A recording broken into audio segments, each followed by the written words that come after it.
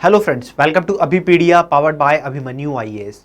दोस्तों, IBPS that is institute of banking personnel selection ने IBPS clerk का जो रिक्रूटमेंट नोटिफिकेशन निकाला था, जिसके चलते हुए भारत के 11 पब्लिक सेक्टर बैंक्स के अंदर क्लरिकल कैडर में रिक्रूटमेंट किया जाना था।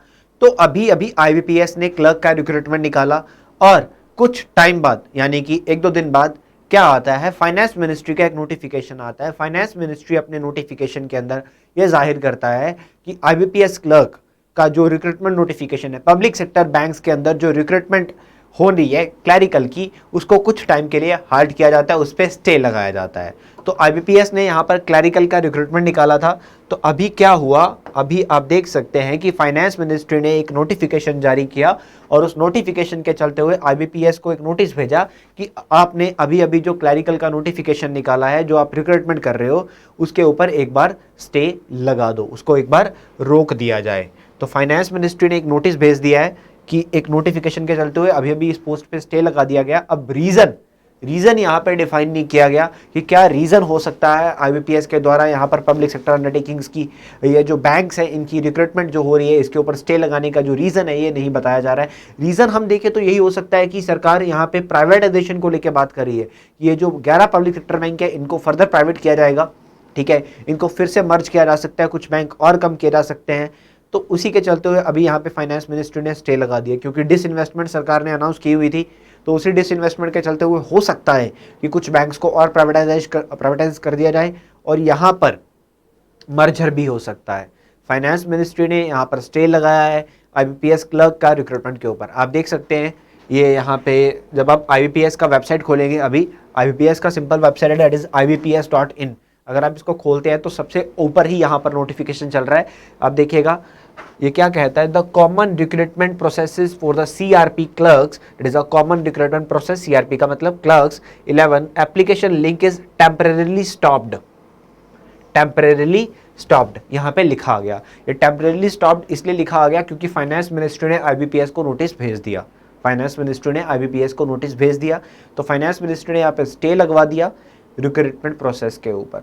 बट यहाँ पर कैंडिडेट्स को अब क्या करना चाहिए, अगर मैं बात करूँ, क्या कैंडिडेट्स को अपना प्रिपरेशन कंटिन्यू रखना चाहिए, क्या उनको प्रिपरेशन अपना स्टॉप कर देना चाहिए, क्या ये नोटिफिकेशन फिर से स्टार्ट होगा, क्या वैकेंसीज अब नहीं आएंगी, क्योंकि जो क्लैरिकल की रिक्रूटमेंट होती है वो स्टेट वाइज आती है, ठीक है। बट यहाँ पे एक चेंज भी था, यहाँ पे एक चेंज ऐसा था कि आईबीपीएस क्लर्क का जो नोटिफिकेशन है वो हर बार आईबीपीएस पीओ के बाद आता है, ठीक है। हर साल आईबीपीएस पीओ पहले आता है, आईबीपीएस क्लर्क बाद में आता है। बट इस बार आईबीपीएस तो अभी तक आया ही नहीं, आईबीपीएस क्लर्क का रिक्रूटमेंट आ गया।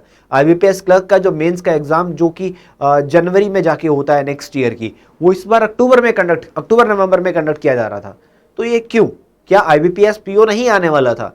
और आया, अगर आईबीपीएस पीओ की जगह पर आईबीपीएस क्लर्क पहले आ गया, तो क्यों फाइनेंस मिनिस्ट्री ने इसके ऊपर स्टे लगा दिया? तो बहुत सारे क्वेश्चन यहाँ पे रेज हो रहे हैं माइंड के अंदर, बट सॉल्यूशन बहुत जल्दी मिलेगा, बहुत जल्दी यहाँ पर आपको बताया जाएगा क्या ये रिक्रूटमेंट होगी या नहीं होगी, क्या इस पे स्टे लगा दिया जाएगा या इसको कंटिन्यू किया जाएगा। तो आईबीपीएस ने यहाँ पर क्लैरिकल के ऊपर फिलहाल के लिए स्टे लगा दिया है, जिसका जो एप्लीकेशन प्रोसेस था वो ऑन था, बट आईबीपीएस ने बेसिकली अभी के लिए इसको टेम्पररीली स्टॉप्ड कर दिया है। तो बहुत जल्दी आईबीपीएस ने बोला है कि हमारी वेबसाइट को विजिट करते रहिए, ताकि आईबीपीएस आपको बताएगा कि आपको ये रिक्रूटमेंट आने वाली है या नहीं आने वाली है।